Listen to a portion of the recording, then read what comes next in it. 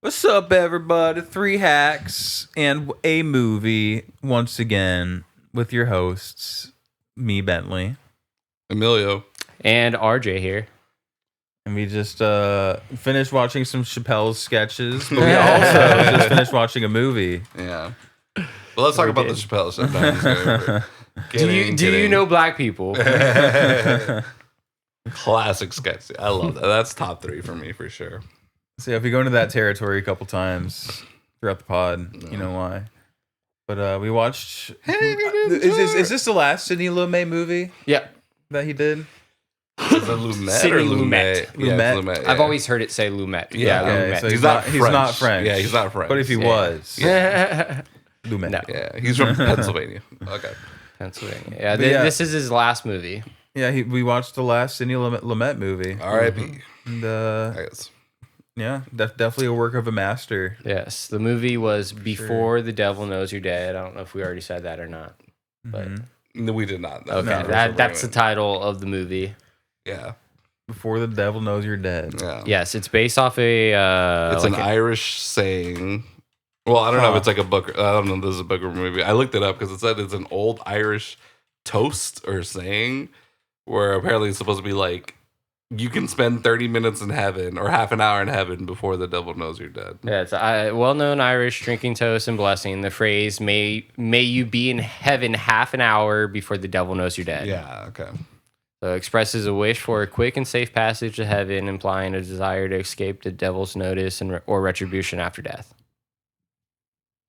Dang, so what, the devil like follows you into heaven or something? And like, I think you don't want him to find out too soon. I think he just hits up God and be like, hey, I think you got someone I'm looking for. You know? I'll be honest, this is one of those titles that's kind of hard for me to remember the name of. Like, I feel like in a week from now, I'm going to like be thinking of this movie and like, what was the name of that movie again? Before the devil. Wow. After the devil. I was thinking the opposite because I love the title so Yeah. much. Yeah. Like, it's such a cool just captures you phrase, for you sure. know? Yeah. That was probably like half the reason why I even watched the movie in the first place, because just the title captured my attention. Yeah. So The title definitely gives horror movie vibes. Kind of too, yeah. Devil Well, knows you're if dead. devil is in the title, it's usually like a horror movie. I guess. right, Dead. I feel like this could be the. I saw the devil, the devil's rejects. I was about Devil. to say, I feel like this is going to be the like the tagline or whatever for like the 10th Conjuring movie. It's going to be like the Conjuring 10 before the devil knows, or something like that, you know? Yeah. No, great title, and everyone knows the name is the game. The name is the name of the game. So yeah, you got a good catchy title.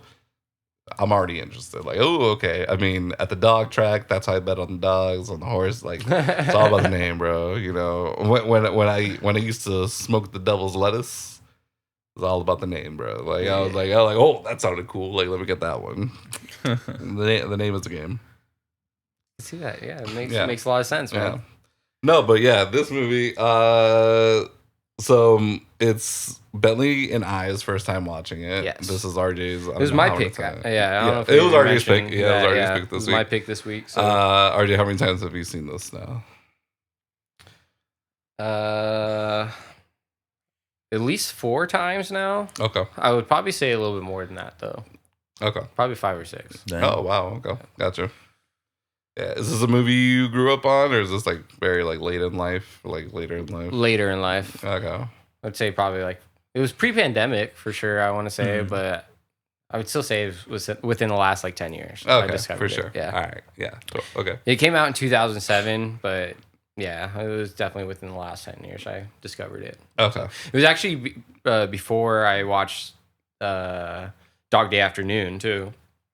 Which Okay. I love Dog Day Afternoon, and that like That's a immediately masterpiece. that Yeah. immediately went into like my top 10, and it's stayed in my top 10 ever since. For sure. And then I started like looking into a little bit more of Sidney Lumet's movies. Oh, okay. But this was one I had already watched. This is probably the only one aside from like 12 Angry Men in English class in Oh, like right, 10th right, grade or yeah. something. Mm. But yeah, this is probably the only other Sidney Lumet movie I had seen beforehand. Okay. So For sure. Yeah, the man's filmography like spans throughout fucking film history, really, when you think about it. Like 12 Angry Men. When was that? Like the 50s? 1957. So he and this was 2007. Before the Devil Knows You're Dead. Oh, His yeah, last 50 movie. years, literally 50 yeah. years apart. 50 yeah, 50 years of movies. Award. Okay, it says awards and nominations, so it's not his first movie, right? 12 Angry Men. That was just like the first one he got nominated for. Oh yeah, Dude also did like The Wiz, I want to say. he did The Wiz. The Wizard of Oz, Michael Jackson. Right. I know the Wiz, bro. You don't got to tell me I about the Wiz. I would have killed it on I Know Black People, all right, dude. Yeah. No, that was his first movie. Holy shit, 12 that was his first movie? 12 Angry Men was his That's very first crazy. movie. Whose dick did he suck, dude? 'Cause that's an insane movie to get to be your first movie. Yeah. Yeah. Okay. I feel like I've heard of The View from the Bridge. Sounds familiar. I mean, The Hill. It's Arthur Miller play, I'm assuming. It says That's based what it on, says. Yeah. Okay, Play there of you the go, same Play. name. Yeah. Yeah. The Hill sounds familiar, but I know I've never seen it. Failsafe is one I've been wanting. Failsafe is one I've been wanting to watch. It came out around the same time as Doctor Strangelove, and it's supposed to be like a similar premise. Yeah, Okay. it's like there's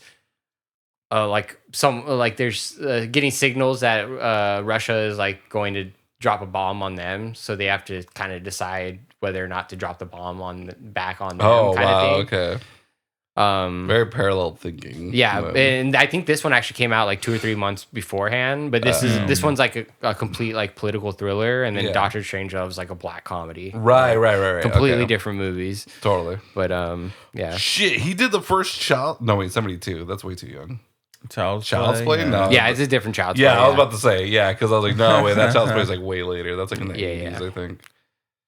But yeah, he did do Serpico, which was a Serpico. great movie. He Still did. haven't seen it. He did the first murder on the Orient Express, Okay. 1974. And Equus sounds familiar. Dog Day Afternoon Network. Network, which I Wow. really, yeah. That was That's a a lot of fantastic bangers. movie. No, wait, Right I saw after Network. another. Never mind. Yeah, I saw yeah. Network. Yeah, Network was awesome. Yeah. Yeah, that was honestly like a a very underrated slept-on movie. Yeah. Equus, yeah, I've heard of that one. The Wiz, Prince of the City is one I've been wanting to check out recently. Oh, right. That's on the list. It's like a neo-noir movie. The Verdict. The Verdict has Paul Newman as a drunk lawyer. Ooh. It's supposed to be like amazing. After Cool Hand Luke, I'll watch anything with Hell yeah. Paul Newman in it, dude. Dude, Mm-hmm. Butch Cassidy and Sundance Kid, Yeah. that's the one. Yeah, I mean, I started to see that. Yeah. Damn, this dude has made so many movies. Holy shit. Yeah, and then honestly, like he tapers out in the 2000s. He has some movie Right. in 2006 and 2007, and just hangs He around. was old, so Yeah. makes sense. Doesn't write a lot of his own movies. No. He's a big Definitely director. I think it's actually pretty rare for someone to be a writer and director. Oh, yeah. Typically. Yeah. It's rare for a person to be any of those things. Yeah. Yeah, But yeah, writer director is the coveted. Yeah. yeah, he wrote Prince of the City, so Okay. But yeah, so great filmography. before the Devil Knows You're Dead, we got Philip Seymour Hoffman, we got Ethan Hawke, Marissa Tomei, and then I know the dad is somebody, but I don't really know Albert him. Finney. Yeah. He was the Irish mob boss in Miller's Crossing. Okay. Yeah. Okay. I forgot what his name was in the movie. But yeah, the Irish dude that, Yeah, that yeah, Tom's yeah. helping out. For sure. He gives a great performance in this movie, and I know Philip Seymour Hoffman's obviously the big pick of acting wise, but Right. yeah, Albert Finney, his performance is great Yeah. in this. All 4 of them have been nominated for an Oscar at one point. I know Marissa Tomei She won, won. and I think Philip Seymour Hoffman won for Capote. Yeah, you're right. You're right. Yeah, but yeah, because I watched the trailer before before you got home, and just because I was reviewing some of the movies I was thinking about picking, and in the trailer it's like, oh, Academy Award winner Philip Seymour Hoffman, Yeah. Academy Award nominee Ethan Hawke, Yeah. Academy Award winner Marissa Tomei, Academy Award nominee Albert Finney. Yeah, It's like, yeah. damn, bro. And that's just like the main cast, like the ones that they're promoting on Right. like on the poster and shit. But there's also we got Michael Shannon. Michael Shannon in there, Yeah. who is like one of my favorite actors. Yeah. No, it was cool to see him because I didn't know. Yeah, I didn't know he was in this until we watched it. Amy Ryan also. who was it in The Wire, the second season of The Wire. Right. Yeah, okay. I forget plays that's her name. Yeah, okay. Love her. And for our Office fans, that's Holly from The Office, the one that Michael Scott ends up with. She's like, yeah. Just saying. Okay, but yeah, so this movie, man, great movie. You know, first time watching it. Great fucking movie. Very intense. And just... that was Aunt May also. Oh my god, dude. From the original. I thought she looked familiar. Yeah, the original Spider-Man trilogy. You know what's so funny? Marissa Tomei is also Aunt May. That is true. Yeah. Yes. In the Tom Holland ones. Okay, yeah. Wow. Because he decided to go with a hot older lady. Oh, So yeah, it's just like a grandma type. Yeah.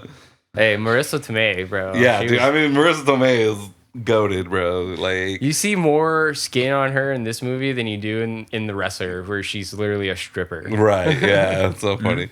But she is a whore in this movie. Like, She is. she's a whore. Yeah. No, dude. I love Marissa Tomei. I'm a huge Marissa Tomei fan. I'm like George Costanza level Marissa Tomei fan. I'm assuming he really likes. There's like a whole Marissa thing where he Tomei. like he finds out that she has a thing for short, stocky guys, Okay. or, like even balding ones or something like that. And then so he starts watching like all her movies, and like he has a chance with her, but he blows it. It's hilarious. Damn. Yeah, but no, I love Marissa Tomei. I just rewatched My Cousin Vinny like last. I saw week. you were watching that. Yeah, dude. Yeah. Amazing. Yeah, she looks fucking Amazing. fantastic in Yeah. that movie, That's where dude. she won her Oscar, right? Yeah. Yeah. And in a comedy. In a comedy, bro. comedy, bro. Like that's so yeah, dude. That's That never happens. Yeah, dude. That's G level shit right there, Mm. dude. Fucking opposite Joe Pesci, dude. Like such a good movie. Ralph Macchio. Yeah. Yeah. Huge Marissa Tomei fan. Huge Philip Seymour Hoffman fan. I love Ethan Hawke. Ethan Hawke is fucking phenomenal too, man. I haven't seen a whole lot of his stuff, but I'm watching more of his stuff, and I really like him. Yeah. Like recently, we watched Training Day. Yeah. I watched Training Day for the first time. Great He was perform- great yeah, in there. Yeah. He was really good in Reality Bites. Right. Yeah, he's a piece of shit. Yeah, but fucking douchebag. they're yeah. all pieces of shit. Yeah, honestly. I know, literally terrible cast. Yeah. But he was really good in the role, and then Stockholm. Stockholm. I forgot about that Stockholm, one. yeah. Yeah, I love him. In I Stockholm. love them in The Black Phone as like the serial killer. Like, yeah, I think I've heard really good things about it. I haven't been interested in watching it at all. I didn't see though. the second one, but the first one was great. I Yeah. loved it. Yeah. But yeah, no, great. Yeah. So RJ, this is your pick, obviously. Do you want to give us like the Well, quick synopsis. quick All right. synopsis? You know, the IMDb synopsis. You know, Yeah, so two brothers played by Philip Seymour Hoffman and Ethan Hawke. Did I say Philip Seymour Hoffman? Yeah, I feel like you're I said good. Hawkman. yeah, Philip no, you're Seymour good. Hoffman and Ethan Hawke. Yeah, two brothers, and they make a plan to rob their parents' jewelry store. But then shit just hits the fan, and then they deal with the fallout of everything that happens. Yeah. And the movie is kind of told through three different perspectives: the two different brothers, and then the father. Yeah, Yeah. And the movie kind of cuts back and forth, like from a few days before the robbery, the day of the robbery, and then like them the following days after the Right, robbery. yeah. So, but that's pretty much like the gist of the movie right there. yeah. No, yeah. That's definitely a great synopsis of it for Mhm. sure. It's very much edited like Sidney Lumet saw some Tarantino movies or Dude, something. that's how I always described it. It's like it's very Tarantino-esque. yeah, Yeah, a little bit. I will say, I don't know why I feel like I never really noticed the editing of a movie unless it's like really fucking interesting, Mhm. or I just like really didn't like it. And honestly, like the editing of this movie was probably like my least favorite thing about the movie. I don't Yeah. know why. There was certain like when it would just like it would cut and then close up, cut and close up. I was like, that's not as cool as I think they thought that was gonna look. Yeah, where it's like flickering between the two scenes as it's like cutting from one to the other. Yeah, that you know? wasn't that good. Oh yeah, yeah, when it did a flashback, there'd be this like that flickering thing where it would just like this sound would start playing or whatever. Yeah, Yeah. I And didn't it's like what that is either. time breaking or something? yeah, Like, yeah. Why is that happening? I did like how it was presented. How like you would see like the one that I was really thinking about is because I think it was following Andy, Philip Seymour Hoffman's character. Yeah. At that time, and then they like go to the hospital, and they meet up with the dad who's like in grief because the mom got shot and all this stuff, and then it's like focusing on the dad's face as like you can hear the doctor like talking, but it's like kind of droned out. Yeah. And then it's like, and then it like it switches from Philip Seymour Hoffman's perspective to his perspective at that time. Yeah. Like, I like how it was set up, but I didn't like the whole like glass shattering and like flickering back and forth type of thing. Yeah, did not. The editing of it was not that great. Yeah. I did not care for the editing in this movie. But That's a honestly, choice. that's like the biggest thing I'm complaining about. That your movie's still probably pretty fucking great. Yeah. Because the music, the scoring was fucking impeccable, dude. Like the overall tone, like, and it felt like it was just like a piano the whole time. It felt basically. very basic, but it did the right job. Yeah. Like, Exactly. It was Ringo Starr, bro. Like he's not the greatest drummer, but he's the best drummer for the Beatles. Oh, bro. okay. Like he knows what to do, like Wait, when to do it. Is that the joke where it's like there's like a famous like interview with the Beatles, or like, is Ringo Starr the greatest drummer in the world? And he's like, Not he's not even even the the best best drummer in the Beatles. Yeah.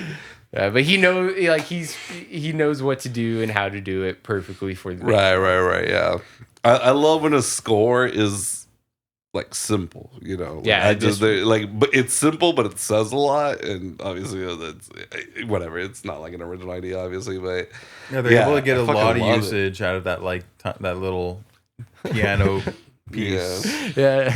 It's like, imagine like they go to like whatever the scoring department and they're like, okay, you're gonna do the new Sidney Lumet movie. Like, oh great. And it's like, who else is working on this? Like, that's the great part. Nobody. Like, it's just you, a piano in a room. go nuts. And the dude fucking nailed it. You said it was the guy he did a lot of Coen Brothers movie, right? Yeah, so he's most famously known for doing Carol in 2015, which I don't know. I don't know about. that one. Yeah, and then he did 3 Billboards and Oh, hell yeah. and the Banshees of Inisherin or Inisherin, whatever. It's super whatever. Irish. Yeah. It's the next Martin McDonagh movie. Right. And he received Academy Award nominations for all 3 of those. But then he also collaborated with Coen Brothers a lot. Okay. Yeah, because I was looking through his filmography after we finished the movie. He did Blood Simple, Raising Arizona, wow. Miller's Cool. Crossing, Barton Fink, Hudsucker, Wayne's World 2. Fargo, Joe's Apartment. Yeah. Big Lebowski, Oh Brother, additional music only. Being John Malkovich. Man who wasn't there. Yeah, being John Malkovich. Yeah. Yeah, Said he yeah. worked with Spike Jones a lot. Yeah. This man gets work. Yeah. I think he did every single Coen Brothers movie. Lady Killers, A Serious Man, Burn After Twilight. Reading. Here's True my Grit. question: who would win in a fight, him or Trent Reznor? Probably Trent Reznor. This guy's probably a nerd. Honestly, this guy's probably a nerd, like in the best way possible. Like he's a music nerd. Yeah. But Trent Reznor is like a rock star, dude. He'd kick his ass. Yeah. It's like classically trained versus just garage trained. Right. Yeah. No, but the music or the scoring, whatever it was so good.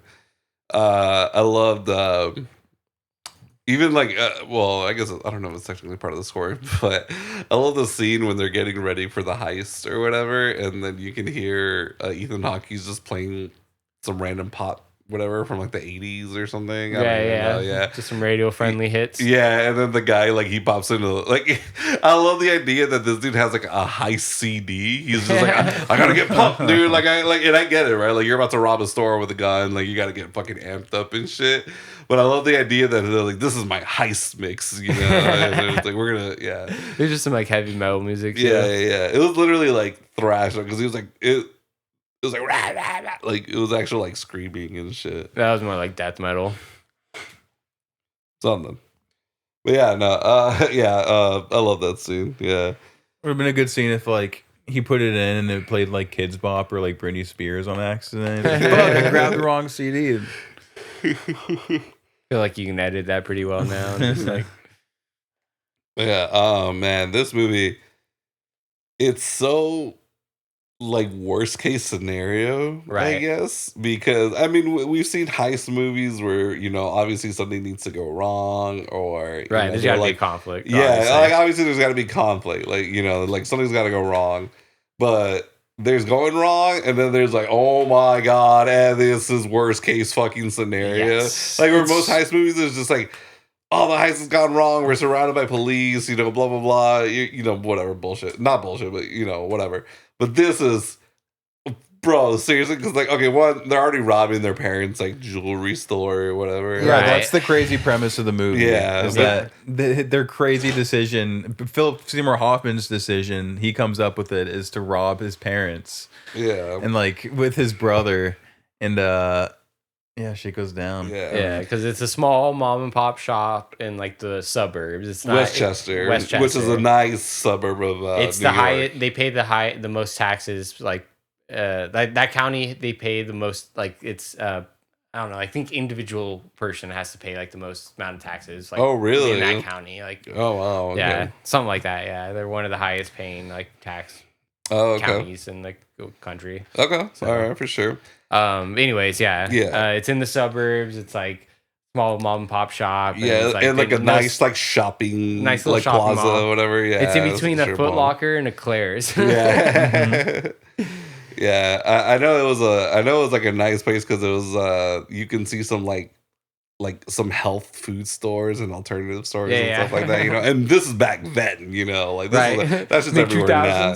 Yeah, in 2007. But yeah, this movie's like worst case scenario because it's great because Andy's plan, if you think about it, wasn't a bad plan. Right. Yes, it was. To rob your own parents. No, dude, no. It was actually pretty genius. That's a bad plan. No. It's actually it's immoral. It's an immoral plan. Well, I mean, either way, it was going to be immoral. It doesn't matter who they rob. Yeah, I guess that's true. No, but like, if you think about it, like, it's great because he already knows the ins and outs of the store. Like, he knows the ins and outs. They both work there. They both know, like, the burglar codes, the alarm They codes. know who works there on the weekend. Like, it was, they knew, like, okay, they knew where the button was. They knew, like, oh, there's no security, whatever, blah, blah, blah. They knew the layout. So they knew everything they needed to know about the store. But obviously, the execution was a terrible part. And like they say, like, oh, we know they're insured. Like, he can say victimless crime. Like, they're going to get paid out. We get the money, blah, blah, blah. Right. So his plan wasn't terrible. It was just obviously the fucking execution of it. I attest it was a very terrible plan. They're robbing people that they know personally. And it was just supposed to be Hank doing it solo, just by himself. Like, how was he not supposed to get recognized? Well, I mean, you're going to wear a mask, obviously. And he wasn't wearing a mask. Well, he was the driver. Like a pretty bad disguise. He was the driver, though. Okay, but he wasn't supposed to hire someone else to join him. True, on the job. yeah, it was just supposed to be himself, and he wasn't in disguise, but it was just a wig and mustache and glasses, like completely like worst disguise ever. But it also wasn't supposed to be his mom working there at the time. It was supposed to be someone else who possibly didn't know what he looked like. Yeah, right. Well, I know they said like it was a mom's friend. I remember they said that, like, oh, his mom's friend still, like, whatever, or like what happened to mom's friend, and blah blah blah. They wouldn't recognize her. I guess they never met before, maybe, like possibly the employee and. And that's I mean, why yeah, he had the wig and the fake mustache. Yeah. Man. Just enough. It's a plan that also things could go wrong too. Yeah. And I mean, it was his every dad's plan. birthday. If they knew it was his dad's birthday, maybe they'd be like, I don't know, like it was just a bad plan, bro. Well, I mean, I think that was like another assurance that they knew that their parents weren't gonna be there. Yeah, right? because it was his father's birthday. Yeah, exactly. And that's why later you find out they're like why was she there? And it's like I had to go to the DMV, and then our friend whatever she had to be at her granddaughter's. She was babysitting. Or babysitting something or whatever. Blah, Yeah, blah, blah, and then he had to go to DMV to get his eyes tested and stuff, and then so she had to watch the store. I think.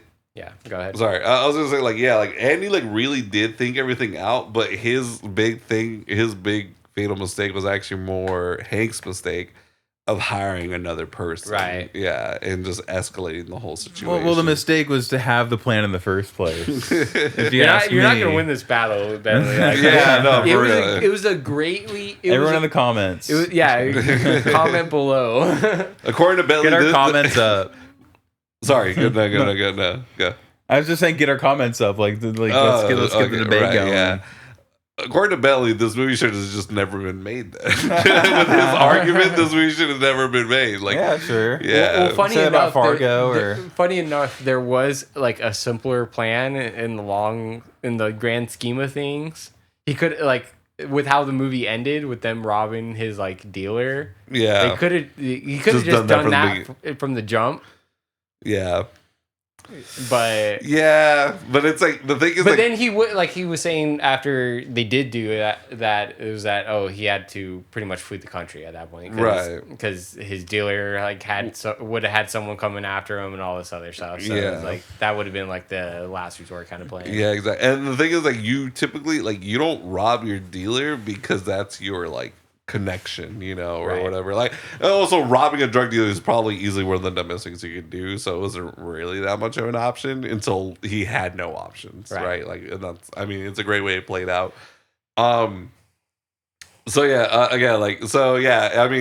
Worst case scenario, literally, the robbery goes wrong because their fucking mom ended up working there and she gets shot. The new accomplice gets shot and killed. Then the mom, she basically ends up on life support, and they're like, no, we got to pull the plug. So then everything just keeps spiraling after that. Which, by the way, during the robbery, so she pulls out the gun when he has his back turned and shoots him in the shoulder or something, and then in return he turns and fires at her. Yeah, and then. He's on the ground, in pain, and she's on the ground bleeding. I love how she still goes for the gun and then shoooots him one more time. Yeah, you little bastard, dude. You're not getting away with this. Yeah, dude, that was some G shit. Yeah, dude. Hell yeah, dude. Hell yeah, man. I love it too because they're obviously very upper class. They live in a very nice, one of the nicest neighborhoods in fucking New York. You saw their house; it's fucking nice as shit. And she was still you ain't robbing me, motherfucker. Nah. It was fucking great, dude. Over my dead body. Yeah. No, I love that she still went for the gun. That was so fucking cool, dude. That's how the movie opens too. That's the opening scene is that robbery. Yeah, it starts with him. Yeah, with them and it starts with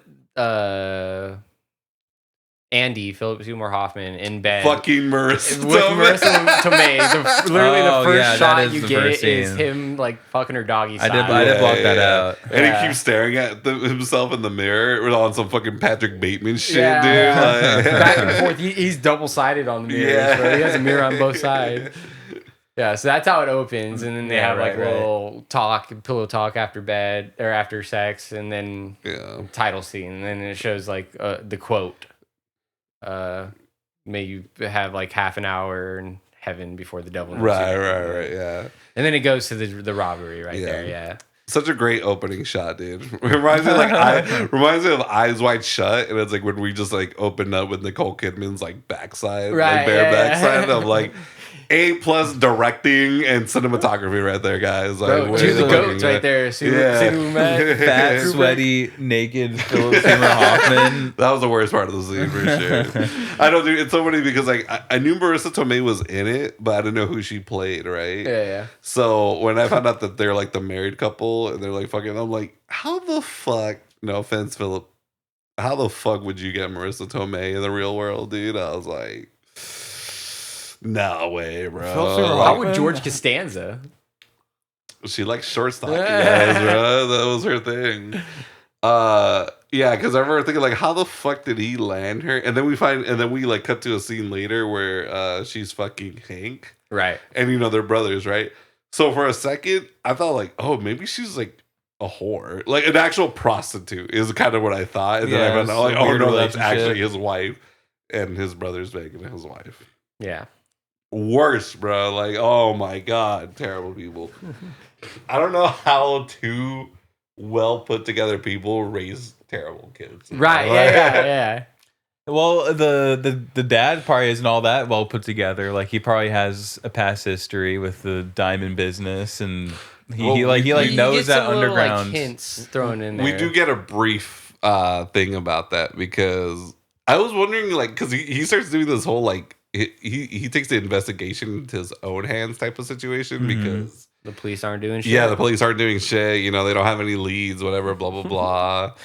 And I remember thinking, and then I was like, bro, like, how is he gonna like put together that it's his kids, And then he goes to like the one fence he knows or whatever, and I'm like, how the fuck does he know the same fence? And then I was like, oh right, that like I was like okay, because obviously like we first meet the fence through Andy.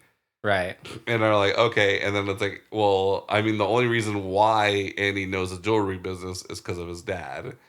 So then we find out later that like the dad knows the fence. He goes and confronts him, and he's just like, I remember when you used to work on this block, and it's like just a young, bright-eyed kid or whatever. I was like, oh shit, like yeah. So dad was like, he's been slanging rocks for like a while now, yeah.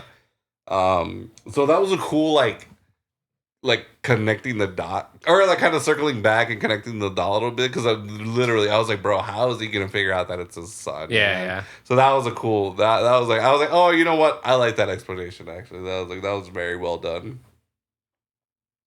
Yeah, we get back to Bentley's point. Like I don't even think he was, because we were talking about like him having like some type of like past, like darker past, maybe possibly. Yeah. And I don't think it was in the jewelry business. I think he seemed to be clean, 'cause Yeah. it seemed like the other guy was like, oh, I remember like when you were down here, like.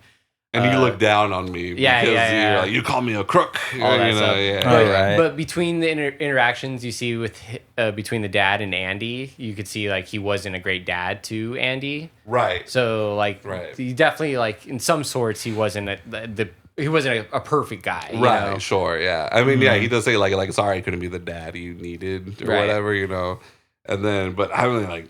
I mean, I guess it's not the most. I guess it might be like a pretty typical story at this point where it's like two very well-adjusted people kind of raise like very like sheltered kids, so they don't really think about the consequences of things, Because we find out that like the reason why Andy needs the money is because he stole money from his company. Right. You don't know how much. I guess whatever 60,000 was going to cover it, or 30,000. Wait, 60,000 was going to cover it. Yeah, 60,000. You keep hearing like points being made about it. Like there's two people that left the company that are still on the payroll. Like there's this Right, and weird they're still auditing getting- stuff going on in the company. yeah. Probably like whores that he was banging had a fire. kept paying, Yeah. Or it's probably, my whole thought is it was probably to fund his like heroin addiction. Right. Ah. But I was like, well, yeah. Yeah. I mean, see, that's what I was Yeah. thinking. I was just like, because obviously he stole like quite a bit of money. Yeah, because they're like, hey, these two fired employees have been still cashing checks for like, I want to say they said years, but I could be wrong. I don't know. Like it was I a don't while. remember how long, It was but- a while though.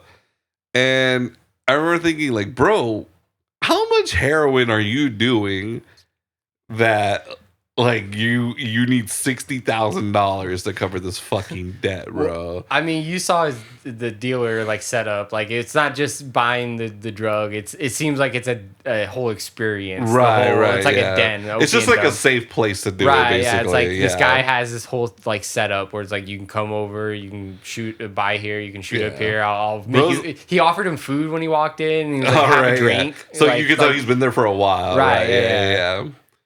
Yeah. I mean, it's literally like a fucking New York penthouse that like they're doing like heroin and stuff like that. But I remember just thinking like, I get it. Like heroin, if I remember correctly, is very expensive. Yeah. So, but I'm still like, bro, and cocaine.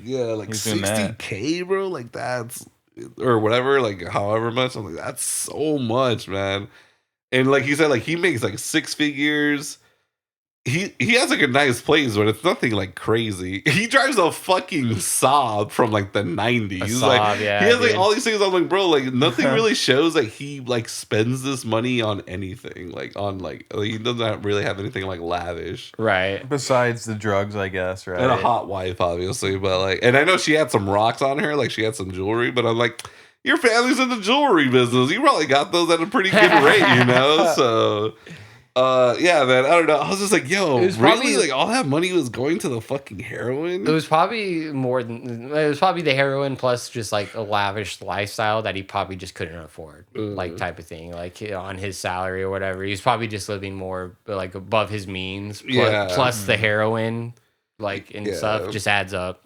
Because I was definitely thinking, like, okay, obviously he's been doing the heroin for like a good minute now because apparently that was like a huge rip in him and Marissa Tomei's like love life because like it started affecting him sexually, obviously, right? Because she's like, you know, like, oh, he's, you know, you're only attracted to me every once in a while, whatever, blah blah blah.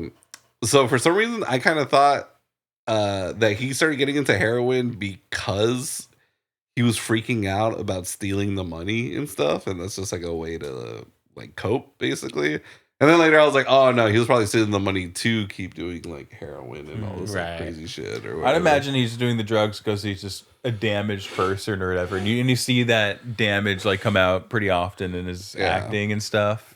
He like freaks out about his dad while he's driving, which is like a pretty great scene. His fucking face just turns beet red, and the dude has issues, so I mean, he probably like blocks him out with the heroin. I would imagine. Because it's almost like every single time they're like he gets super stressed out, he turns to the dealer. Yeah. And even like when he's in his office, and I think he was like first like thinking about the plan or like actually doing it. He goes to his thing and gets a thing of Coke. Or whatever, you know? Like, right before he's supposed to go into like the conference room for a meeting. Right, some guy interrupts him as he's like, right when he's done snorting. Yeah, and they're like in the meeting, they're talking about the IRS audit and stuff. So like obviously he knows that he's like cooked, you know. But yeah, it's so wild because I'm like, damn, bro, like how much fucking heroin were you like doing and shit. And then the crazy thing is, like, I mean, for anyone who doesn't know, Philip Seymour Hoffman, later in life, like, you said, like, 2014. I think it was 2014. Yeah, he died of I believe, a heroin overdose. Yeah. Some kind of overdose. And then, so I looked into it. Apparently, he's always been into drugs, basically. But then he got clean. It says like 20 years before he passed away, he was like sober, and then he had a really bad relapse in the early 2010s. I mean, and it says it started because with like prescription opioids, and then it just got like out of hand from there. And, I'm sure. You know, so it's crazy, but like, because obviously, like, so he was an addict like many years before he did this movie. Yeah, and I wonder if he was ever like, you want me to play a fucking heroin addict, you know, like I can do that. I do it all the time. Yeah, so I'm reading it right here. Following his graduation in 1989, he entered a drug rehabilitation program at age 22 and remained sober for 23 years. And then he relapsed in 2012 and then went to drug rehab again for 10 days in May of 2013. Yeah. And then in February 2014, he was dead. Yeah, he was 46. Yeah. Okay. So yeah, acute drug intoxication, including heroin, cocaine, benzodiazepines, and amphetamine. Yeah. So he had the whole drug cocktail in him. Yeah, that's a huge. That's Uppers, those are like some bigger- downers, sedatives, yeah, dude, fucking- He's probably literally doing what he was doing in the movie, bro. Like that's Yeah. whole fucking experience. It said also in his Manhattan apartment, and that was Right. like, Yeah. that's probably where in the movie he was fucking shooting up, like in the Manhattan penthouse, you know. Yeah. I wonder if he had a little twink boy that was like helping him out. I know when I first saw him get there, I was just like, "You gay, bro? Like Which you he cheating?" might have been, yeah. man. But then I was like, "No, this is strictly business." All right. There might have been a little bit more to that, yeah. Because That dude was like the gayest dude ever, too. Like, Bentley brought that up. Violently gay is how I put it. Bentley brought that up later on in the movie when they go through with the robbing the dealer, and then there's the guy like zonked out on the bed. Like, it's a big fat guy, and then Philip Seymour Hoffman kills him, and it's like, why kill him too? Like, I think it was Bentley that mentioned like he's probably like. Well, I thought you were the one that said like if anyone, he should kill the dealer because the guy is zonked out of his mind. Right, Like, yeah, that's what I said. yeah. But then one of you guys was like, well, you probably like well, yeah, maybe something along the lines like, oh yeah, you probably like felt something for the dude, for the gay guy, and that's probably like why. Like I don't remember which one of you guys said that, or like how you said it exactly. I said that. How did they know he's not hiding a gun in his pussy? That's what That's what I remember. I remember you saying that. Yeah, because I remember I said like I was just like, bro, why are they leaving the gay drug dealer alone? Like this dude definitely has another gun somewhere. Like they shouldn't be leaving him like unsupervised at this point. Right. But what I was trying to say, like I mean, I think you could tell the reason why he killed like the dude that was zonked out of his mind was because like Andy saw himself like from the outside, like basically. I can see that he now, literally saw like a fat rich guy zonked out of his mind, and he knows that like this was the beginning of all his problems, and he just hated like he wanted to kill basically himself, so he shot that guy. Okay, I can see that. That actually makes a whole lot of sense. Yeah. I was thinking it more of like jealousy, like how dare you shoot up another big fat... right. I did make that joke, yeah, because there was another like fat naked guy in the bed, and then I was like, "Are you cheating on me?" You know, I thought I was your only fucking client or something. Yeah, no. It's funny because I've seen that gay dude in an episode of 30 Rock, and he basically plays like the same exact guy, just like a violently gay, sassy dude. Okay. Yeah. So yeah. Yeah, I don't even think we got a name. I think it's probably just listed as like dealer or something, like heroin dealer or something. Den master. I don't know. It's not junkie. No, that's in dealer's apartment. Justin Dealer right here. Blaine. Oh, okay. So maybe they did he doesn't even have a wiki page. Oh wow. Okay. Blaine. Yeah. Yeah. Yeah, so I thought, because I remember when he first shot him, I was like, oh shit, and then I was like, oh yeah, you know what, yeah, he definitely just saw himself as that guy on the bed, and yeah, like that, yeah, just so wild of a guy in recovery going into a role playing a fucking like serious like heroin addict, or like I mean he has obviously a heroin problem, like a very like high functioning heroin addict, but still, you know.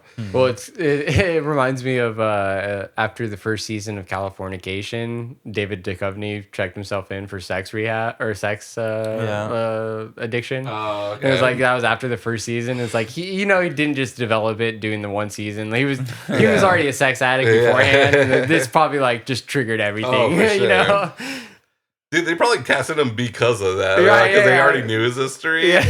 They're like, but you got that shit under control now, right? Like, totally. And then, ensues. I just thought that was funny, yeah.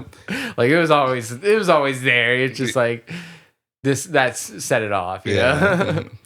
Yeah, man. I will say, like, as much as I didn't like the editing of the movie, I did love the way the story was told, like going between the different perspectives at different points in time too, like literally before, during, after, and then jumping between the three. I thought that was really cool because I mean, you put together obviously that it ended up the mom being the one who's killed, because then they're like at one of the kids' school plays or whatever, and Right. she's there with the dad. So like, oh, okay, Yeah, you that's start fair. to slowly piece everything together. That's why I hated when we watched it on Hulu, by the way, and in the description it says like they robbed the parents. Oh, really? jewelry store. Okay, yeah, so okay. I didn't know Huh. if you read that part. And so Oh, I did see it said they robbed the parents, but I don't think it said that Yeah, they robbed that their they killed parents the like. mom. Or Well, the right. mom ends up dead. But you know they robbed their parents' Right, store, so right. it's like you That could robbery in the assume beginning, yeah. like because you don't Oh, right. You don't know that until later. yeah right, you don't right, know it's right. the parents' store until like I don't know 30 minutes into the movie or something like that because Yeah. the first scene it just shows the robbery and then the robbery goes wrong but you don't know who any of the people are. Yeah, exactly. Yeah, that's true. No, yeah, that's true. Yeah, that would have been a cooler reveal if they didn't just flat out say it in the description. In the description, yeah. But But like, I didn't see the description before we watched the Okay. movie. So that was a night, like, because when he revealed the plan, because like Andy was being secretive about it, right? Where he's just like, I'm not going to tell you what it is until you tell me you're in. Because Right, once you're yeah. in, there's no out. no turning back. Yeah, and I was just like, ooh, It's like joining okay. a gang, bro. Yeah. Once you're in, you're in. There's no way out except for Oh, body because bag. he's just like, just one last job. One last Last jobber. One last rob job. Yeah, rob job. And I was like, oh man, this like has to be like the score, right? Where they're just like, we're not like, I'm never gonna do this ever again, blah blah blah. Ocean's And- 11 yeah, type shit. Yeah. And then they do it 2 more times. And when he reveals like it's a mom and pop shop and whatever in Westchester, blah blah blah. He's like, then Hawke's like that's mom and dad's store. He's like, yep. It's mom pop shop. Yeah, mom and pop shop. Like That's I what I said. said. Yeah, that's what I said. And then like you can tell like Ethan's just like still like, oh, he's just fucking with me. Right, Like, yeah. you know, there's this whole like level like, nah, there's no way this is actually what we're doing. Yeah. And then he's like, nope, this is it. And they're all like, he's like, dude, we can't do that. I was like, yeah, as soon as he revealed that it's his parents' store, I was like, no fucking way, bro. Like, really? Mm. And honestly, for a second, I thought, before it's revealed that, Ethan, like, hired this guy and everything, because we just, start the scene with, like, them already robbing the store. For some reason, I thought that Hank decided to like do the plan himself, and he was gonna try to cut his brother out. Because I was thinking, like, why wouldn't he rob the store with his brother then? At that point, like, why would he just hire his little brother to do it? Mhm. So I was like, oh, obviously they're gonna do it together. So when I saw that, then I remember like, oh, he just did it himself, or he did it with some random. I was like, oh, I thought he was trying to cut his brother out, and because like, what's his brother gonna say? Like, it's not he can be like, oh, by the way, Hank robbed you guys or something, But then later, obviously, it's revealed. I was like, oh, okay, never mind. He's just like was nervous and was Right. like, Yeah. I never robbed the bank before, or whatever, and a jewelry store. And then like the whole thing is like they made it seem like Andy has done it before. Like he's definitely been some kind of like criminal in the past or something. Right. Yeah. Yeah, because like Ethan knew that he was doing some shady shit, and he's like, oh yeah, don't worry, like I've done shit like this before, whatever, blah blah blah. So I was like, what the fuck has he done before? Like, did he bump other like, than jewelry just some, like stores or something? petty white collar crime. Yeah, I was about to say other than embezzle money from his company or whatever the fuck he was doing, Yeah. Like other than that, nothing else is really like implied. And also, what was his role in the entire plan? So, like, Hank had to go in and then He's rob the him. idea man. he didn't even have like that many ideas. His idea was to rob the parents. Yeah. All right, now, Well, the big thing was, balls in your court, bro. Well, I guess like besides coming with the plan itself is he Not even knew much the of a fence. plan. He knew the fence. He knew the fence. That's true. Yeah, He was the person that was going to flip that's a it. big one. So- Which is also crazy because like they said they were only going to get 20% because they said 20 cents on the dollar Right. for the score. And I'm like, bro, that's so much risk for like so little reward. Like that's crazy, bro. Like 20%. I just remember thinking like, yeah, I was like, that's such an insane thing because like, bro, that's I don't know how many years in jail, but for like 60, I guess it'd be 120,000 in total because they were getting 60 grand each. Right. Yeah. But like technically, they each would have only gotten 60 grand, which I just kept thinking like, bro, that's not that much for possibly like 10 to 12 years in jail or something, you know? Like, Yeah. Like destroying your parents' like livelihood. Andy at one point in the movie says that he makes 6 figures a year. So that's this is less than what he's making in a whole year. Yeah. So it's like, and I get it. It's like one lump sum, right? Tax free, whatever, blah blah blah. Right? You know, there's always the things to that, but I remember like they kept like throwing out numbers for certain things, and I'm like, bro, this doesn't seem like that much. Where he's like, because I remember like he waves the 2,000 in front of him to like convince Hank to do it. Right. He's just like $2,000 right here, and it's just like he's like, all right, I'll do it, and I'm like, that's not that much, bro. Like what? Like, why are we throwing our lives away for fucking like not that much money? Like another funny thing, kind of about the whole situation that I just noticed while I'm watching this time is that obviously Hank is having money issues. Like you see him like.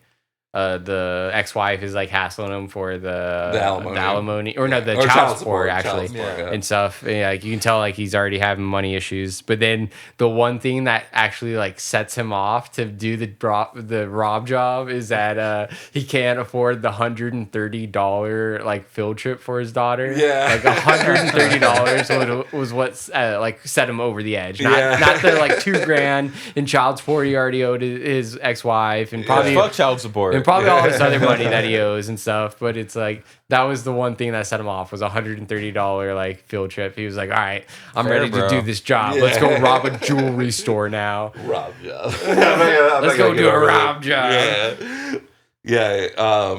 No, yeah. I thought again, bro. Like, yeah, because they're throwing like I keep hearing these numbers out, and I get it. This is like 2007, so this is before the housing crisis, right? Before the fucking housing crisis, you know. Like now it's like before COVID, and that's what it was. Andy works in real estate, so like he saw the housing market. He knew he was trying to get out. He was trying to cash out and like run away to Brazil. Yeah, yeah. And then like I get like because so. Hank works with Andy at this like real estate firm, but it seems like he probably has like a very like entry level job, like menial job, whatever. We don't know what it is, but he also works there, and it's definitely like a whatever job. But I was also thinking like, bro, why can't you afford alimony, like, or your child support? I mean, you're already choosing to live in the city of New York in a shithole apartment. And that shit's probably super expensive because it's fucking New York or whatever, blah, blah, blah. I was like, but he doesn't have any, like, vices or anything. And I'm like, oh, dude, I'm falling behind on You see him in the bar, like, every single That's true. You do see him drink. And then, like, there's definitely, like, a thing of, like, alcoholism in the family. Because I remember when Andy goes to the dealer for the first time, he's like, do you want a drink? And then he looks at him, he's like, oh, right. And then he just serves himself tonic water, yeah. So there's definitely like a vice problem. Yeah, he probably is sober from alcohol. Yeah. And then we also do see like later when Hank is considering killing himself that he has like a thing of sleeping pills or something or whatever, some kind of like, type of prescription pill. Yeah. So yeah, he definitely has like vices, but I'm like, I don't know. He doesn't seem very like alcoholic-y. Like he just doesn't really do that. Except for like seeing him drink, you don't really see him like be an alcoholic. Right, yeah. I'm not saying necessarily alcoholic. Right. But I'm just saying like, bro, why are you falling so behind on your fucking like child support? He's drinking every night in a bar in New York City. And it's not like a shit bar. It looks like a decent like place too. That's one of my other fucking complaints about this goddamn thing, dude. I was just like, bro, maybe if you just like, okay, you don't want to stop drinking? Fine. Go to a fucking dive bar. Like, why are you drinking like at a Manhattan bar? Right. Dude? Or where it's like in 2007, a $10 beer was a lot, you know? It's a lot. I mean, that's a lot now. But my point is, like, it's even way more back then. And so I was just like, bro, if you're going to be an alcoholic, at least like be smart about it. Like, be like frugal about it, kind of, you know? Like, oh, you know, don't go to a Manhattan bar. Just fucking... Just go to a dive bar, bro. Or, you know, like you see him later, he grabs a 6-pack and just takes it home, you know? Learn to love a Mickey's, bro. Fucking Steel Reserve. I was just about to say that. Oh, goddamn. I think I tried one time. Yeah, worst shit I've ever tasted. It was fucking awful, Worse than a fucking. I used to work Four at Fry's, and I was like, I could automatically tell like who was gonna buy that beer, and it was literally alcoholics, dude. It was just alcoholics, Like homeless buying that people, probably. shit. Yeah, I would do Old English. Like I a think really I've tried cold Old- one. I want to say I've tried Old English. There's but three I've tried it. levels. I've tried them before. I have but not tried a lot of malt liquor in my life or malt beverages. in my I've life. tried all three of those. Like- I've tried Mickey's. I've tried I Silver Reserve. definitely tried Mickey's. I've tried definitely Silver Reserve, and Mickey's. I've tried what's the one you just said? Old English. Old Yeah. English. Yeah, I've tried all Colt three. of them. 45. Yeah, Mickey's is like the Sprite, and then Old English is like the Coca-Cola, and then Seal Reserve is like the fucking like Dr. Thunder. sewage Fucking- water. no, Dr. it's Thunder, good. yeah, sure. Oh man, but yeah, I was getting pissed off with fucking Ethan Hawke's character because I was like, you know what? I was like, I get it. Like you're falling behind on child support. It happens, but I'm like, bro, stop drinking at a Manhattan bar. Just drink at a regular bar. Like, and Or you'd buy probably- a 6-pack and go home. It's Yeah, not- exactly. it's Like not you'd probably be okay. Yeah, it's not, every time you see him, it's not like he's really socializing with anybody other than his brother or the server that he gets to do the job with him. Right. It's not like he's there like trying to pick up a woman or something. It doesn't show him doing that. He's just Yeah. sitting at the bar alone drinking. And Like, you know, like, he's not even trying to pick up women because, like they said, he's in love with Marissa yeah, Tomei's that's character. what I'm saying. Like he's not yeah. even like there to do anything like that. Like Yeah, just you're already buy, fucking one of the baddest bitches on the planet. right, just buy a dude. 6-pack and go home. Yeah. Yeah, I was actually really surprised that she was so into him. Like, I get it. Well, I guess that's mostly because, like she said, it's like you're not attracted to me anymore, and she just wanted to feel like attractive. And 'Cause he's I'm like- always attractive. Yeah, man. because you Like, go from your same. husband, you go from your husband who's like a 6-figure, like whatever, probably like an executive at like a real estate firm, and then there's this dude who can't even afford his fucking child support, which doesn't even seem to be like that crazy high. But I don't know. It seemed like a lot because I remember he paid her back $900 at one point, and Yeah. then she was still like, "You still owe me 2 months." Yeah. And Well, I before, thought she said specifically $2,000. I Which I don't- guess it don't would be remember. close to two because he said like you're 3 months behind. Right, yeah. Because she You're was like like, you owe 900. me like May, June, July or something. Yeah, and yeah. he paid her $900, and then yeah. she was like, you still owe me June and July now. Yeah. Okay. Yeah. So, So- I think it was like I want to say she said specifically $2,000. I think So- she said you still owe me over $2,000. Oh, okay. Something like that. Okay, gotcha. So yeah, I guess it is pretty high, but it also really makes it a little bit more unbelievable that he was gonna rob his parents' jewelry store just to pay $3,000. Like it's just like, damn, dude, you're really gonna throw your life away for fucking a $3,000 debt? Like that's fucking insane. And $130 field trip. yeah, That's what it was, bro. Because he was fine with not paying the child support. It was when she couldn't go to New York on the field trip. yeah. That's when he was like, "All right, I'm gonna rob my parents' jewelry store." Yeah, it's just, the whole idea that they're throwing their life away, or like it's even worse for him because like he's throwing his life away for like a few G's and like a $130 field trip. Bro, he could have easily just called his parents and be like, "Hey, mom, dad, can I have like $130 That's to get the bro, to get literally, bro. my Like, daughter?" like I think a tickets few to Lion King. grand, like they would not give a shit about like $3,000, dude. Like there's They no own way a they would. jewelry store. Yeah, like there's no way they would give a shit, and they're like in basically retirement stage. Yeah, Like, yeah. They own a jewelry store in the highest tax county in the country, and they're basically at retirement. Yeah. They are. I'm sure they're fucking Like, flush. yeah, like Andy, obviously, a more insane number that he probably owes to the fucking his company or whatever. Right. But yeah, dude, fucking Hanks, such a believable like, hey, mom and dad, can you just just cash flow me for a little bit? Just give me like $3,500 so I can get my shit back together, whatever, blah blah blah. Yeah, but Didn't even try, bro. Yeah. But But maybe Andy there's a can't- whole past history, but Yeah, Andy can't just be like, Can you Dad, I need $60,000. $60,000 to fund my fucking lavish lifestyle, Yeah. my heroin addiction. or because he's definitely not gonna bring up the heroin part. He's like, I need $60,000 because I stole $60,000. or from yeah, my or company or yeah. whatever, you know? Yeah, it's from on Ethan's side. It's just such a more insane premise. It's bro. It's like who throws away like their life for $3,000. Yeah. This whole movie was Yeah. fucked, bro. Yeah, and then like, oh, I think the other one I was thinking of was like, so the guy that Hank hires to do the job with him, he tells him like, because he doesn't tell him he's gonna split the money with him. He's like, yeah, I don't think he tells him anything. he About, gives him dollar some amount. money up front. I remember that, and then like, but I want to say it was literally just gonna be like a few grand, basically. Yeah, Yeah, and I'm I'm not like, even sure if they discuss a number at all. yeah, and I was just thinking, like, bro, what? So I was like, you're gonna rob a fucking jewelry store just for like a few grand? Like, you're not even gonna get like, and when I say a cut, I mean like an actual like decent fraction of the fucking final score, you know? Right. But I mean, yeah, like this is how you can tell like these are the types of criminals that they're dealing with. This He's is just like, doing it for the love of the game. yeah, bro. for the love of the game, dude. I love it. Yeah. Trying to get away from his nagging wife and his Yeah. baby. Who he did love, and she loved him too, you know. 'Cause I I- remember she got mad at him, and then she still brings him a glass of Right. orange juice. He's like, "Thanks, baby." I was like, "Oh, that's actually very sweet." Yeah. I love that chick. She was in Boardwalk Empire Oh, okay. for like the first like 3 seasons, maybe. Oh, okay. Definitely. Yeah, I would say 3 seasons, and I loved her. I definitely don't recognize her. I'm sure I've seen her in something, but I don't recognize her. I have to rewatch Boardwalk Empire. Yeah, dude. Honestly, whenever you're down, let me know. I feel like doing a rewatch soon. I love that show. It's Okay, gone yeah. into my top like behind The Wire and The Sopranos. It's probably like my favorite HBO show. Wow. Okay.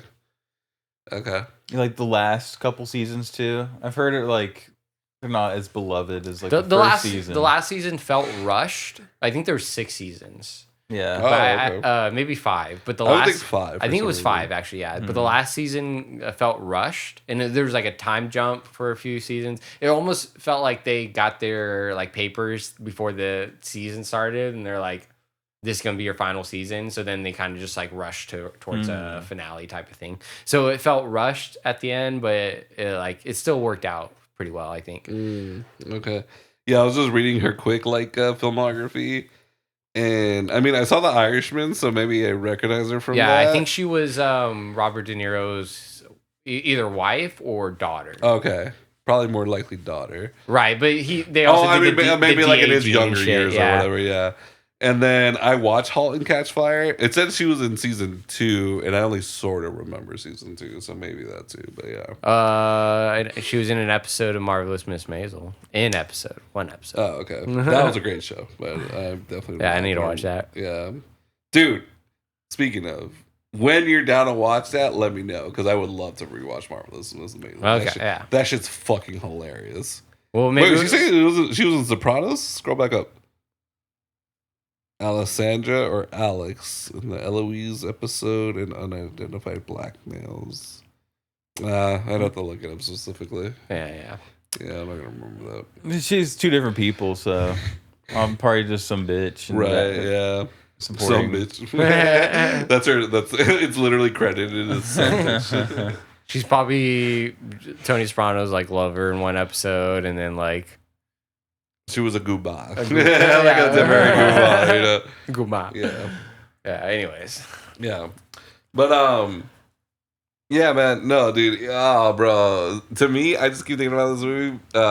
It's so fucked because I'm very like close with my family, right? yeah. So I just keep thinking about like, dude, I can't imagine what the fuck I would do if I inadvertently got my mom killed. Yeah. Because it's like, I can't kill myself for so many reasons, but I'm like, if I didn't believe in God, dude, I'd be like, I'd just kill myself, dude. Like, there's no way I could ever live with the guilt of being inadvertently the reason why my mom is dead, you know?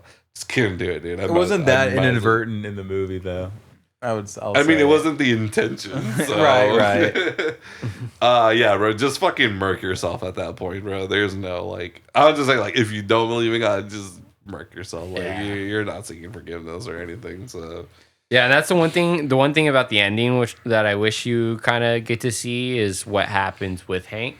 Because you just see once the robbery at the drug dealer's apartment happens, and then Andy gets shot. You just see Hank like take off out of the apartment and like run Dad down the tries street. to run after Also him. leaves the girl money too. Right, Like, yeah. yeah. Which really, I was just bringing that up because it really shows you like Hank's character. Like, Right, he yeah. is a good guy. He just made a really stupid decision. you Yeah, know? he didn't want any of this shit to happen. Like he like from the get go. Yeah. And the only reason why she even spared him is because he was literally about to sacrifice himself for her. He's just like, if you're gonna kill her, you might as well point that gun at me and fucking kill me first or whatever. Right. Because I think in any other, like, if he didn't do that, she would definitely be like, stay right there, motherfucker. Like, I'm calling the cops at least, you know? Yeah, man. It's, I know. And that's the thing, like, movies where it just kind of ends, I get it. But at the same time, I'm like, I gots to know. Like, I want to know what happens to Hank so fucking badly. And I just hate that I'll never get that answer. Yeah, like, does he run away with Gina? Does he Right, yeah. Because he mentions that to her earlier on in the movie, like he wants to run away with her, but then she's like, "Well, you have like a daughter and like child support and all this other stuff you have to deal with." And he's like, And you know, like, I mean, obviously he left her a bunch of money, but he still had a bunch of money in that bag. And not only that, he had to have. He also has a bunch of heroin in that fucking bag too. Like, Definitely, yeah. So that dude can definitely start a whole new fucking life. I mean, another crime life, but he can definitely start a whole new life after that. No, he got caught, bro. Like he's after that. There's no getting. Probably he's too dumb. He like left a CD in the car and didn't remember. Yeah. He was like, no, there's nothing in the car. I totally got rid of everything. Like he cannot handle a life of crime the way that his brother. No, could. yeah, he's definitely not supposed to be a criminal by any means. So yeah.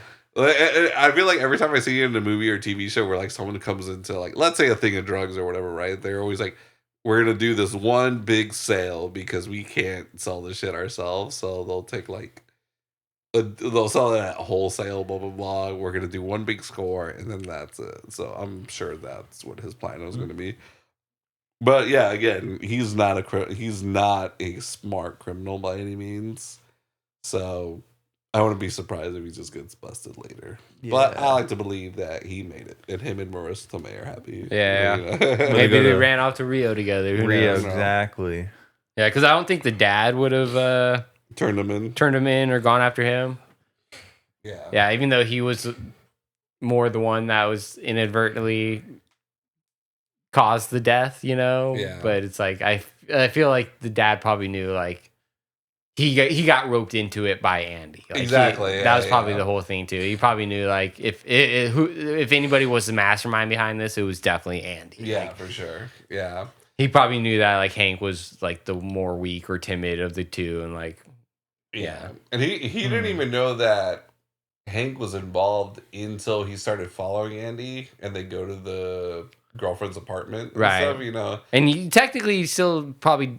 It doesn't actually say he knows that he was involved as well. You could think that Andy just wrote them in now. Right. He's like, you know, I need help. Exactly, exactly. It's Andy's business card that you saw, right? Yeah. Okay. No, not Hank's, right? No, Hank's too low in the exactly. totem pole at that place, yeah.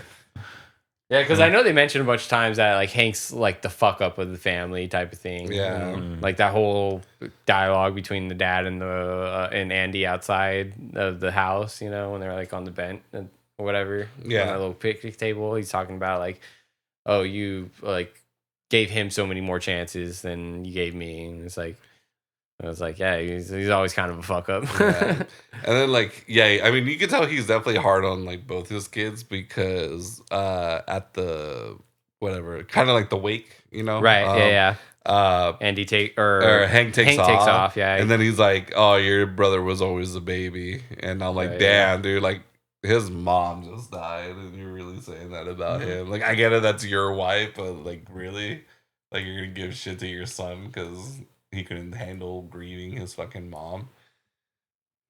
But yeah, I mean, you could definitely. I mean, the dad had his, you know, very questionable parenting style, but it's so fucked, dude.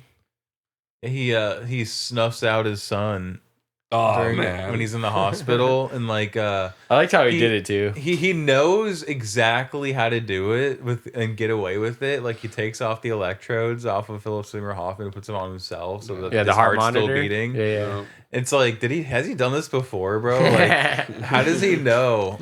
Well, I like that he also like because he turned off the heart monitor thing first, he, and then he reset it, and then he went out to the nurse and he was like, "Hey, this just like turned off," and she's like, "Oh, it happens all the time. Like if it happens again, just reset it." So it kind of give him an out, like, "Oh, maybe it could fuck up," and like, yeah. He's like, he's like, at that moment, he's like, I can get away with this. Yeah. He's like, I can get away with this. Yeah.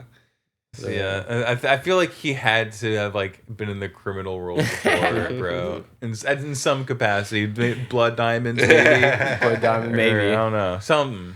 But well, like I said, like the fence said, he's like, you always look down on me. You called me a crook. He's true. like, just because just because you refuse to see how the real world works and shit like that. So. I mean, you can tell, like, I feel like the dad has always been clean, but obviously, like... That unlocked something in him. Once he saw that it was his son's business card and, like, his son was the mastermind behind all this shit, like, I think that unlocked something in him. That turned John Wick on him. Bro. Yeah. Man, but, I mean, it's crazy, dude, because I don't see a lot of movies where... You know, obviously, like, there's so many revenge stories where it's like the loved one dies, so you go after the person who killed them. Right. But when you find out it's your son, yeah, that's it's like, oh shit, dude. Like, yeah, it's fucking wild, man. Rough premise there, Yeah. Yeah, and then after he smothers him with the pillow, he just walks off into like a bright light. Yeah. Goes off into the sunset, man. Yeah. Gets away with it, probably. A very overexposed shot, like Bentley was mentioning. Oh, right. Yeah, a lot of Bentley overexposure. Yeah. Very you're like, it's bright. really bright. bright You're like, movie. it's really bright for New York City. it's like, yeah, that's the sun is always out at the most intense brightness without any clouds. This is a very bright white movie. Yeah, but it also was like most of the scenes took place during the day, and it was during the summer, so it wasn't like a gloomy ass New York with the winter type thing, you know. Yeah. I'll have to wait for the HDR to come out. Yeah, we gotta watch it on 4K. Exactly. We watched it on Hulu, as I said earlier, and I felt like the internet connection wasn't that great because I felt like it dropped down to 480 a few times. There was definitely a point where we lost the quality. Yeah. For sure. But yeah, like this is a really good last movie, honestly. Like if you had like a list of best last movies a director made, this could be up there for sure, you know? Yeah. What a bookend, man. He Yeah. starts off with like one of the greatest movies of all time, like a 12 Angry Men. 12 Angry Men. It's an AFI top 100 movie, and then he ends with this fucking banger. Yeah. That's true. Yeah, I didn't even think about that. Yeah. Hot start, hot finish. Yeah, which just didn't win any like big awards. I didn't think it would. Yeah, it didn't get nominated for any Oscars or anything like that. Roger Ebert picked it as his third favorite movie for the year, which is pretty high praise. 2007, would that have been No Country? No Country, yeah, dude. Like I wish I had like his full list right here. Maybe It probably I can look was it No up Country, There'll Be Blood, and then this, right? Yeah, maybe. That makes sense. But yeah, like this isn't a movie I would like put as my favorite movie, but I love when a master filmmaker can Juno, No Country, and then Before the Devil Knows Your Interesting. Wow. Juno was his favorite. What a trio right there. Juno was a classic, bro. It is, man. Oh, Zodiac was 2007? Yeah. There will So be is blood. Ratatouille. Superbad? Oh my god, dude. 2007 was fucking stacked, bro. Yeah. Holy shit. I really liked was. Into the Wild. That was a great movie. I've heard great things about Into the Wild, yeah. Wow. And Juno's I love Juno. fun pick. Yeah. Atonement, I know, was a really big one. Across the universe. Yeah. Ooh. It's about a pedophile and how he becomes a fucking paraplegic or whatever. Good. But yeah, no, like this isn't a movie I would like go back to a million times, but I just love it when a master fucking artist is able to just And do his work and impress me. So Yeah. And on a high note too, which is crazy. Yeah. I feel like it's pretty rare that someone gets to end on a high note. yeah, definitely high note for sure. Yeah, Definitely higher than The Wiz. Yeah, the dude was 80 years old when he made this movie.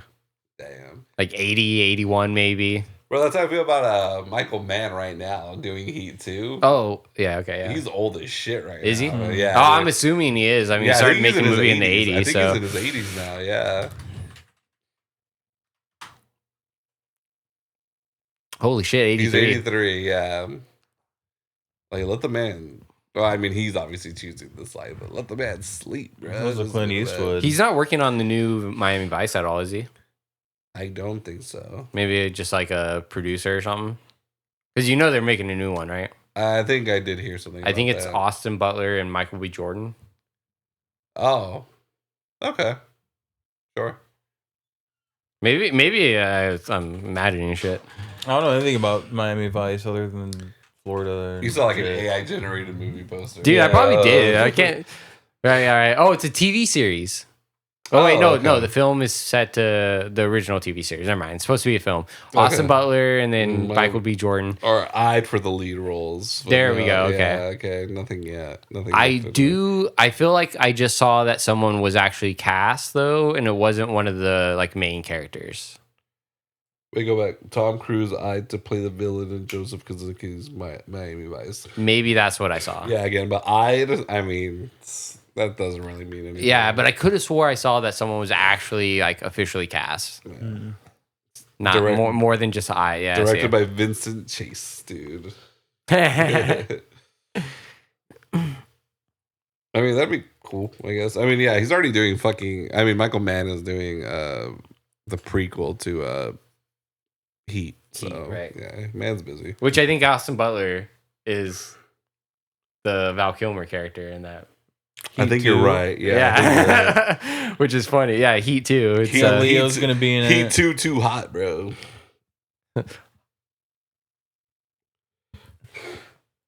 I know they've gone through already a few casting choices because something about their original ones like didn't really work out. Oh, it's a book. well, you know, because they did. I know they did a book. I think the original one was a book too, but they did a book recently for the movie, like to make it into a movie. Yeah, type thing. I think. Well, I don't know if it was specifically to make it into a movie, but I think the second book was after the movie had already came out and stuff. But okay, Yeah, Austin Butler portraying Chris Shirelis. Shirelis, yeah. And hey, we're And not. Anna de Armas. hell yeah, that's my girl right there. Yeah. So are we implying that Michael Mann's going to die after this one? This is going to be his last movie. Bro, if he dies after this one and it sucks, like imagine like Francis Ford Coppola with fucking Megalopolis. That's how you know he's not going to die anytime soon. That's actually keeping him alive right now. Making bad movies just keeps you alive, bro. I feel like the story usually goes that you start your last movie is the bad one. Yeah, it's usually again, it's Yeah. rare that they get to end on a high note. Dude, you know, yeah, so many fucking directors, they like, at least in like terms of I mean, the Kubrick got box office like type of stuff. Like, yeah. I always think of Rob Reiner because his first, like during the 80s and the early 90s, dude, he had banger after banger after banger after banger. Yeah. And then like when you look into like the late 90s and into the early 2000s, like I don't know any of those movies. Like North, it all started with that one, bro. that was probably That's it. Yeah, the big one. I don't recognize a single one of those movies until the bucket list. But that was hey, just because his- I remember seeing commercials for that all the time. In his defense, his last movie, Spinal Tap 2, which I saw and was very funny. So. Which I heard was really good. Yeah, and so then he there died. we go. Did he High do note. Spinal Tap too? I think he did. Oh, He directed shit. it. Okay. Yeah, I'm almost certain he did. I don't know Yeah. why I thought someone else directed that one. No, he did it. So he's also case in point. I know Yep, he High directed Note. it. Oh shit! Never mind. Okay. He might have been working on something else though. I don't know if Rob Reiner was working on anything else, but yeah. No, it's pretty rare that a director gets in. Like I said, like I mean, Kubrick has Eye to Eye Shut, which is awesome. It was Like so that. good they Yeah. killed him. Yeah, dude. Imagine doing such a good job that they murdered you. Like JFK, bro. Like you were just killing it as president, and then they're like, bah. Yeah, Pablo Escobar. You know, they're goes planning on and on. They're planning on letting Kubrick die in a few months after that of a heart attack. But they're like, this movie's too good. We have to kill you now. With the heart attack done. Yeah. Yeah, man. No, it's rare. It's so rare. But Sidney Lumet, the man, bro. Yeah, I gotta watch. I mean, I fucking love Network, dude. I'm definitely gonna get that on Criterion during the next Criterion sale for sure. Yeah, they just released a 4K copy of it. Yeah, recently. And Dog Day obviously is a masterpiece. Oh yeah, you really gotta watch Serpico. Serpico is really good. I do. I like, really need to watch Serpico. Biopic. Yeah, and then I need to watch The Verdict. Is like probably his top movie that I want to watch. Because it's Paul Newman. The Wiz, bro. Just for the lore, bro. The lols, yeah. You got to do a double feature, that and Wizard of Oz. 12 Angry Men. I was gonna say Wicked. Oh, okay. I would rather. Ooh. I was completely joking. If we were gonna do it, we got to do a triple feature. They were playing The Wiz at the movie theater like a few months ago when we went there. Yeah, they bring it back every once in a while. Well, they probably did it during one of the Tuesday night classics. Yeah. Yeah. The Wiz. So yeah, this movie's better than The Wiz. I'll say that. Like if we're doing our Sidney Lumet rankings, I haven't seen The Wiz, so I can't honestly say. But yeah, I haven't either. But I know this movie's better. Yeah, I mean my favorite. It's still probably Dog Day Afternoon, obviously. Oh yeah, but... I'd probably say Dog Day, Network, then this, and then Serpico, and then 12 Angry Men. I'd have to rewatch 12 Angry Men because maybe I couldn't really truly appreciate it like in high school. You know, that's one of the things. Yeah, because I rewatched it a few years ago when I was on my AFI list kick. Oh, okay. Yeah, it was one of those things like where I really appreciated it a lot more, but it wasn't like I was astonished by how great the movie was. Right. It was just kind of like, okay, I can see why it's so amazing for filmmaking and like the dramatization of it all and the character building and all this stuff. I can see why the first bottle episode movie, dude. Yeah. Like I can see why it's like great and well received, but it's just like it's not personally like my favorite. For sure. My type of Yeah. In high school, like I mean, again, we were forced. Like Citizen Kane, and same thing with that. Like I see all the advancements it made for filmmaking and all the amazing shit it did with editing and all this stuff, but it's like I don't give a shit about it. Like, it's an alright movie. Yeah. And I think for me, as much as like even like though I've loved movies my entire life, being forced to watch it in English class because they never really picked the best movies to show in that fucking class. So I was like, yeah, like I get it, but then I was like, whatever. Like yeah, I mean maybe now I would truly appreciate it more. I will say I just looked up a quick list of the best considered Sidney Lumet movies, and apparently I think it's called Running on Empty or Running. I think it's from the 80s. Yeah, Running on. That's supposed to be a top movie of his. From what I hear, it's got Martha Plimpton in it, which is funny because we're watching Raising Hope right now. River Phoenix, Judd Hirsch. That sounds. No. Oh wait, yeah, no, I've seen that dude. Taxi. Yeah. He's the main guy. I think he's the main guy in Taxi. Judd. Yeah, you're right. That is him. What a name. Judd. Yep. Judd the Chud. Is Judd just a name or is it short for something? That's his name. Judd Seymour Hirsch. Jewish, maybe? Look at that nose, bro. You're asking. Italian. German Jewish. Because I'm just saying Jewish just because the Judds I do know in Hollywood, Judd Apatow. Oh, that's true. Yeah, I already forgot about Judd. I was thinking about Judd Nelson. Yeah, Judd Nelson. Is he Jewish? I don't know. He has to be now. The rule of threes. Yeah, right. But yeah, Sidney Lumet is an all-time great director for sure. Yeah, bro. definitely considered one of the greatest for sure. Deservedly so. A master of his craft. But yeah, again, one of the great things, like one of the best things a great movie could do, is make you want to watch his other work. And this definitely makes me want to watch more of his stuff. Like I already I mean, we saw Network like a year or two ago. Yeah. So it's been a while, so I haven't really thought about it. Yeah. But Yeah, I mean, I love Dog Day. I love Network. So I really do got to watch more Lumet just in general. I'll say this. Albert Finney was also in Murder on the Orient Express. Ah, okay. So he worked with them back then. Yeah. That's interesting. 20, 30 years prior. I like it. 30 years prior. Trying to see if he ever won an Oscar. Who, Finney I or think Philip Seymour Hoffman deserved an Dog Day. Oscar nomination for this movie.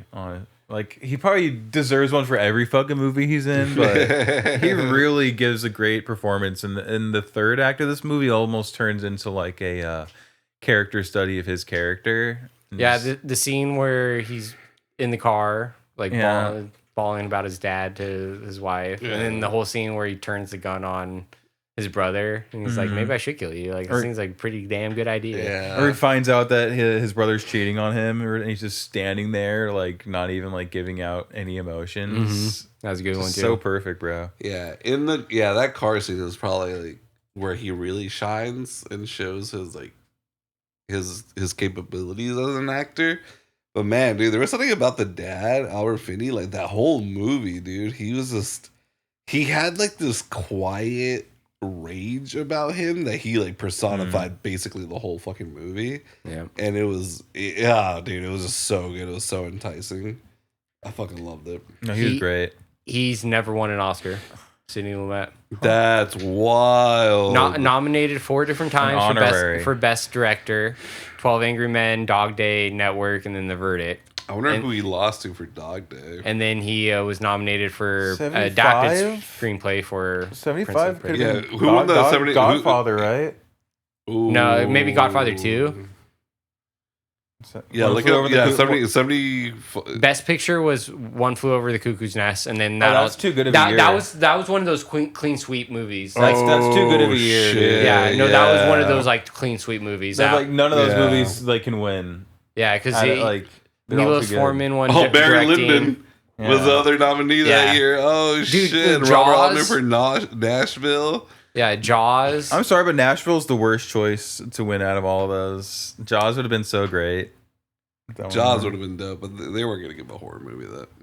But yeah, that was like one of those movies where it pretty much won like most of the Oscars that year. Yeah, Cuckoo though. That's a tough one to beat, man. One, yeah. That's a tough one to beat. But yeah, I don't. Yeah, it won best original screenplay. Dog Day did. Okay. It was like the only thing it won, I think. Yeah. Was fucking RJ, you want to drop your little fun fact about Dog Day? what?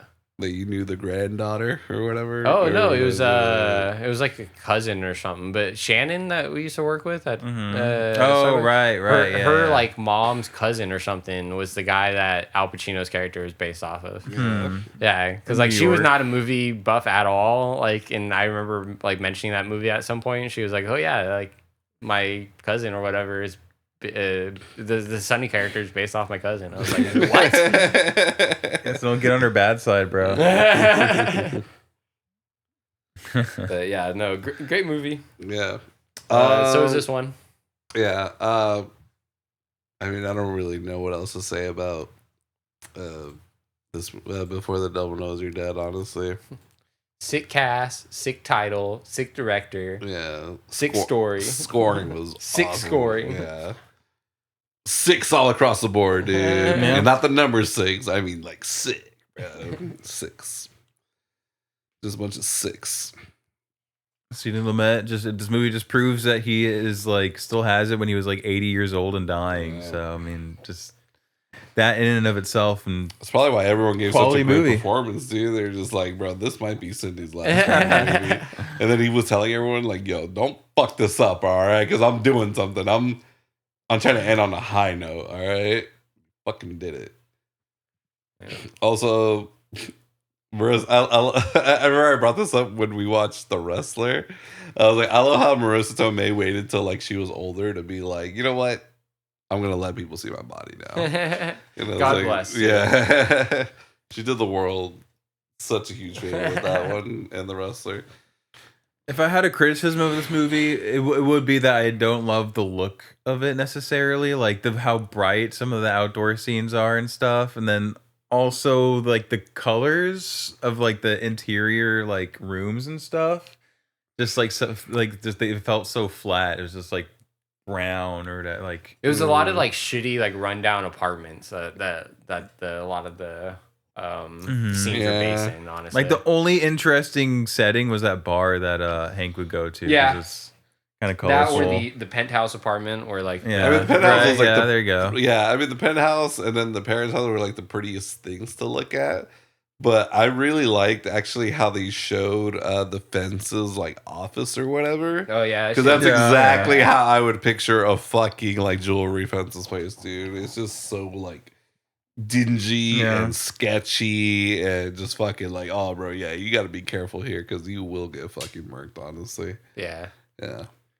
But that was a nice little yeah. My biggest complaint again spot. is just like the editing of it. I was just like, it's a couple moments where I'm like, yeah, I'm sure you thought that was a lot cooler than it was, but it's really not.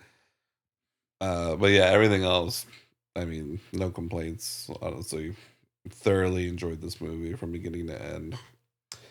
Again, also a huge sucker when we get different perspectives and different time like parts, like in different order.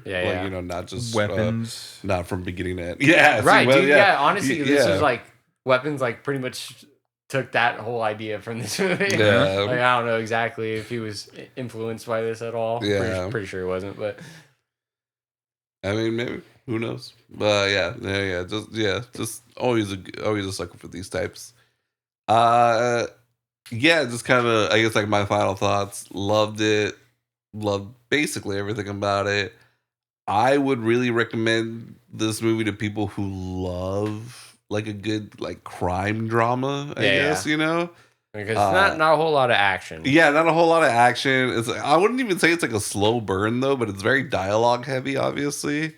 So if that's not your type of movie, like I wouldn't recommend it to like those types of people. But if you can appreciate a good like crime drama that's like just mostly dialogue, then absolutely would 100% recommend this. Yeah,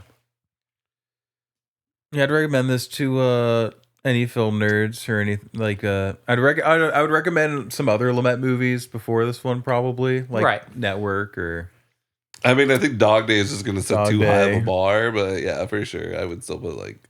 But Dog Day is still probably the number one like Sidney Lumet movie, I would say, from what I've seen. But it's a good recommendation for like maybe if you talk to someone, they're like, "Oh yeah, I know Sidney Lumet. Like I've seen like the big stuff," and it's like watch Before the Devil Knows You're Dead. It's a completely slept on movie. His last movie, it wasn't like a huge box office success. It wasn't an award winner. I mean, we saw that really 2007 lineup, bro. It was a nice fucking year for movies, dude. Man. Yeah, but I think this movie, like, it was obviously Roger Ebert picked it for like his third best movie of the year or something with this whole stacked. I will say list of movies, but if you wanted to see also Seymour Hoffman's acting chops, like this is one of the better ones. Definitely, like he's so great in this. Like it's remarkable. He really is one of the best actors of all time. Yeah. So watch this if you want to see that. What was Philip Seymour Hoffman's last movie? Can we look that up real quick? Because I know he was doing the Hunger Games, and I think he died during the last one, or before they filmed the last one. I think it was during. I want to say during. So yeah, the two Hunger Games movies were his posthumous releases, but the last one that came out while he was alive was A Most Wanted Man. I remember hearing about that one, but I don't know anything. Yeah, Willem Dafoe and Rachel McAdams, Robin Wright. So. I mean, like the cast, but yeah, I don't know if I heard good things about it. And then also in the same year, God's Pocket with John Turturro. Oh, cool. So, okay. Yeah, I'm not really familiar with most of his stuff out after Moneyball. Mm. Right. So I mean, the Master, New York. The Master. Oh, the Master. Damn, I didn't even see that. Yeah, I forgot about that one. And then I saw the Hunger Games. He was great at Hunger Games. Don't get me wrong. But Synecdoche. Oh, need to watch Synecdoche. Charlie Wilson's War, bro. He did that the same year as fucking Before the Devil Knows You're Dead. And The Savages, which is a Criterion movie that I hear great things about. I just haven't watched it. I know that movie poster. That's the only reason why I recognized it. But Dude, him and Charlie Wilson's War as Gus Avocados. One of my favorite fucking movie characters ever, dude. That dude was just fucking genuinely hilarious. Ah, man, I fucking love that movie, and I love Phil's performance in it. It's so great, man. So fucking great. Yeah, I need to watch more of his stuff because he really is like one of the best actors I've ever Patch seen. Adams. I always remember him in Along Came Polly, just like some random movie that he did that like I feel like a lot of people just kind of overlook at this point. I always remember that one. Yeah, I always get that movie mixed up with There's something about Mary. Yeah, I know. I don't know why, but I also do the same thing. Yeah. Or I've known people who've also done that too. Yeah. Right, he played Lester Bangs in Almost Famous. Like one of the best characters in that movie. He was a real person. Big Lebowski. Mm-hmm. Yeah, Big Lebowski. He was in a bunch of PTA's early stuff. Punch Drunk Love. Yeah, Punch Drunk Love. Which I just saw for the first time. Loved it. Boogie Nights. Yeah. Oh yeah, Boogie Nights. Yeah. Yeah, no, he was in Red Dragon. I actually remember the scene, like where. Yeah, he was the reporter dude. Yeah. But yeah, yeah. I don't know. Anything else, guys, before we go on another tangent? No, I mean, just great movie. Loved it.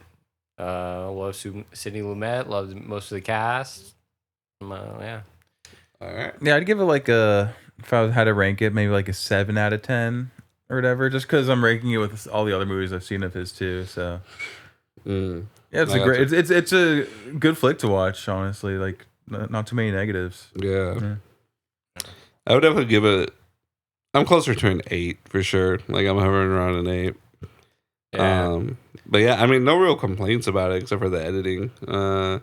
Yeah, I mean, again, like maybe it is because I keep comparing to other Sidney Lumet's work, but even I'm trying to say without comparing it, I would still probably give it like around an 8 to be honest. Yeah. Yeah. See, I'd probably about an 8. Maybe I would stretch it up to 8.5, just because. Yeah, I'm trying not to compare it to the rest of his movies, and especially since this was like essentially the first one I watched. I know I watched 12 Angry Men before it, but that was like one I had to watch during English class, all that stuff. So it doesn't really count too much. Yeah, for sure. And it wasn't watching it to appreciate it or like, because I wanted to watch it. Right. Yeah. So I assume I say this is like the first movie of his I watched, and I liked it a lot when I first watched it, and yeah, I still love it. So I'd give it like closer to like 8.5. Okay, for sure. All right, guys. Thank you for joining us on another episode of 3 Hacks in a Movie. I've been Emilio. I've been Bentley. And I'm RJ. Have a good night, y'all.